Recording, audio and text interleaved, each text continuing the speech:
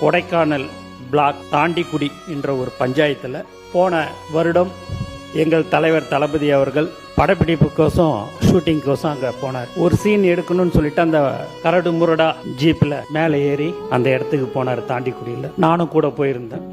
ஆனால் கீழே வரும்போது அவர் 1 மணி நேரம் தனியாக நடந்து வந்தார். வந்த உடனே 15 வருஷமா அந்த இடத்துல ரோடு வசதி இல்லை. நம்ம சொந்த செலவில் இந்த ரோடு ஒரு 254 பேர் தான் அங்கே வாழ்ந்து கொண்டிருக்கிறார்கள். அதனால ரோடு போடலை, நம்ம சொந்த செலவில் போட்டுடலாமான்னு நம்மளை பேனர் வைக்கவே விடலை. நம்மளை எங்கே போய் இந்த ரோடு போடுறதுக்கு விடுவாங்க சார் அப்படின்னு. நம்மளுடைய ஆட்சி கண்டிப்பாக வந்துடும் சார், வந்த உடனே போட்டுடலாம் அப்படின்னு சொன்ன சிரிச்சார். நான் பதவியேற்று 5வது நாள் முதலமைச்சர் அலுவலகத்திலேருந்து ஒரு நோட் ஷீட் வருது. அந்த தாண்டிக்குடி கிராமத்துக்கு ரோடு போடணும்னு